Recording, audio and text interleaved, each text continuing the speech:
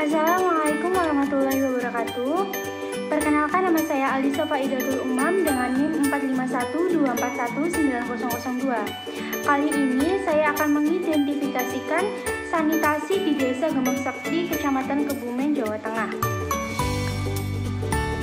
Kemudian yang pertama ada rumah sehat. Keadaan rumah menurut saya dalam kategori yang baik. Tiap rumah sudah memiliki ventilasi sehingga sirkulasi udara juga baik. Rumah terbuat dari batu bata dan ada beberapa yang sudah dikeramik. Untuk sanitasi sendiri juga baik karena warga menggunakan sumber air dari PDAM dan dari Sanyo. Kondisi jamban juga baik dan rata-rata warga menggunakan jamban leher angsa baik yang jongkok maupun yang duduk. Untuk kondisi rumah menurut saya sudah bersih. Sejauh di lingkungan saya juga belum ada rumah yang kumuh. Selanjutnya yang kedua adalah sumber air. Nah, sumber air sendiri ini memiliki hubungan yang erat dengan sumber pencemaran limbah maupun persampahan. Sumber air yang memiliki jarak lebih dari 10 meter dengan sumber pencemaran, baik itu pembuangan jamban, pembuangan limbah rumah tangga, pembuangan sampah, kandang hewan, maupun sumber pencemaran lain yang mempengaruhi kualitas sumber air yang berada di tempat tersebut. Menurut saya, untuk kategori air bersih di Desa Gemeng Sekti ini sudah cukup baik karena banyak warga yang menggunakan air PDAM. Namun untuk warga yang menggunakan air sumur ini kadang masih terkendala dengan air sumur yang berubah warna menjadi merah. Hal ini itu diakibatkan oleh produksi batik di Desa Gemeng Sekti. Jadi Desa Gemeng Sekti sendiri ini merupakan sentra pembuatan batik tulis di Desa Kebumen. Nah, produsen batik ini masih ada yang belum mentaati peraturan dari pemerintah, yaitu dengan membuang limbahnya langsung ke saluran air. Hal ini mengakibatkan air sumur warga kadang berubah menjadi merah. Namun meskipun begitu, air yang berwarna ini tidak menyebabkan gatal pada kulit dan tidak terlalu berpengaruh terhadap konsumsi air karena warga di Desa Gemeng Sekti ini kebanyakan menggunakan air galon isi ulang. Kemudian selanjutnya pengolahan sampah. Nah, kondisi tempat pembuangan sampah ini dapat dikatakan memenuhi syarat apabila memenuhi beberapa kriteria, antara lain terdapat pemisahan antara sampah organik dan non-organik, kemudian pemisahan antara sampah kering dan sampah basah, memiliki wadah yang kuat, wadah tidak mudah bocor, memiliki tutup yang mudah dibuka, mudah dibersihkan, dan juga mudah dibawa. Nah, untuk pengolahan sampah di Desa Gemeng Sekti ini sejauh yang saya lihat ini sudah cukup baik. Untuk lingkungan saya sendiri sudah menerapkan pemilahan sampah antara organik dan non-organik, meskipun masih ada beberapa warga yang membuang sampah dengan dicampur. Nah, untuk sampah rumah tangga yang sudah terkumpul ini biasanya warga akan membuangnya ke bak sampah desa. Nah, di bak sampah desa ini akan diangkut oleh petugas kebersihan selama sekali dalam seminggu. Sayangnya pengelolaan bak sampah menurut saya masih kurang baik karena bak sampah tidak memenuhi kriteria seperti tidak memiliki tutup sehingga bak sampah akan mengeluarkan bau tidak sedap saat terkena air hujan.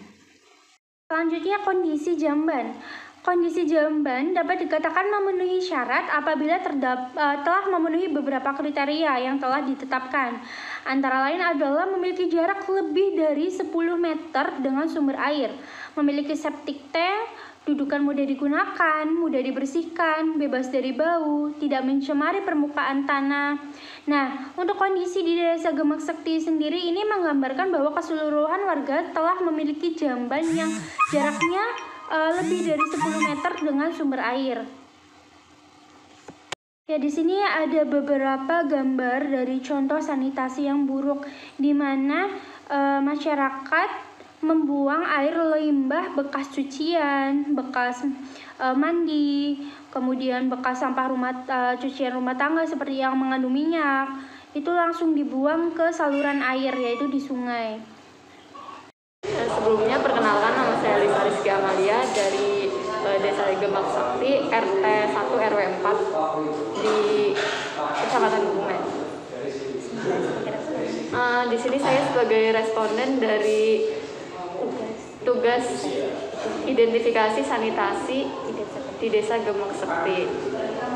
Untuk pertanyaan yang pertama, untuk air bersih di rumahnya Mbak itu menggunakan apa sistemnya, kayak sanyo atau PDAM? Kalau di rumah saya pakai sanyo. Sanyo. Nah, sanyonya kan ngambilnya dari sumur ya airnya. Pernah nggak sih kayak dapet kendala gitu? Kalau di rumah saya itu kalau kendala belum ada. Cuman kayak misal kalau yang lain kering di sumur saya itu masih ada airnya gitu. Jadi masih bisa sedot sama itunya sanyo. Selama menggunakan air sanyo sendiri, karakter airnya itu berbau atau berwarna gitu, pernah mengalami hal seperti itu tidak? Kalau itu kalau sekarang sih udah enggak ya. Kalau dulu itu pas hujan deras itu kan airnya naik, otomatis airnya nggak jernih banget gitu. Nah, untuk air minumnya sendiri apakah dari air sanyo juga atau pakai air galon isi ulang? Dari air galon. Air galon. Terus untuk dulu pemakaian sanyo itu udah berapa lamanya?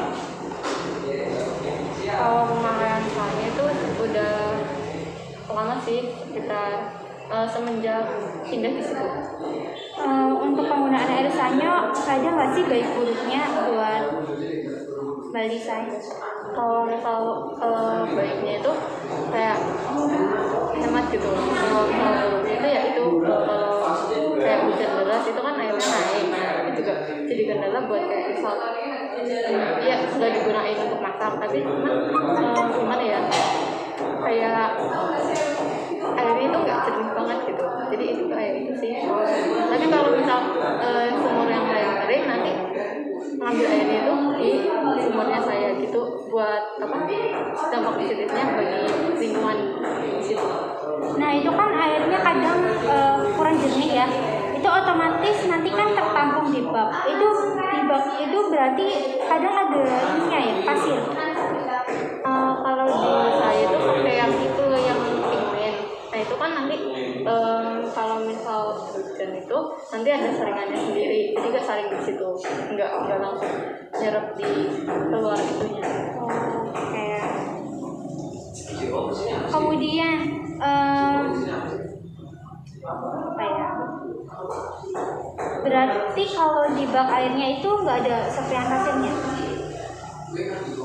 Dulu pas yang pakai mbah itu masih ada, karena kan belum ada yang oren-oren itu masih. Kalau misal setelah nggak ada mbah itu udah pakai itu yang oren, penampungan air.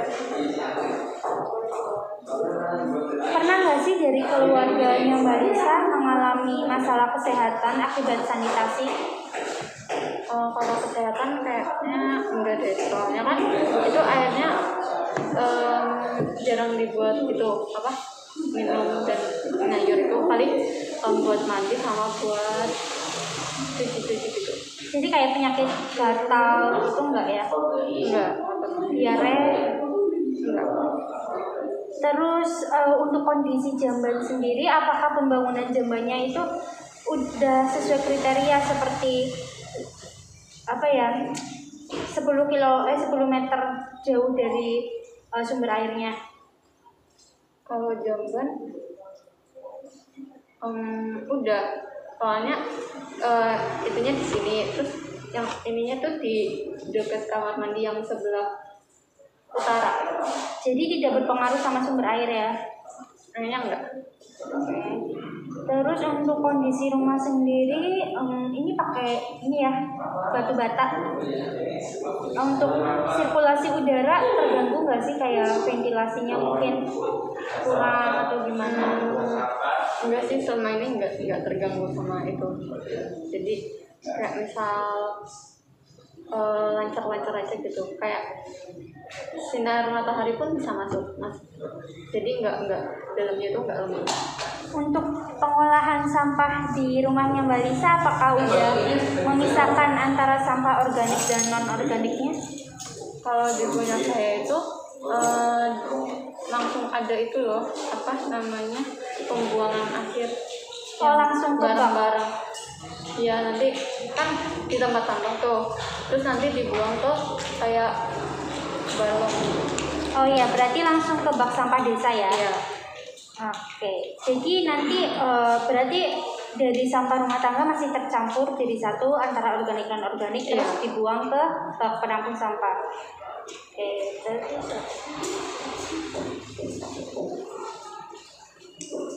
merasa ini nggak sih kayak maksudnya kan dari rumah ke bak penampung sampah itu kan cukup jauh. Merasa terkendala nggak dengan hal itu? Kalau merasa sih merasa, karena kayak misal sampah pagi sampai sore itu udah numpuk terus harus dibuang kan sorenya, jadi itu kayak bolak-balik setiap hari ke buat buang sampahnya gitu. Ada nggak sih solusi dari Mbak Lisa sendiri tentang pengolahan sampah di desa ini?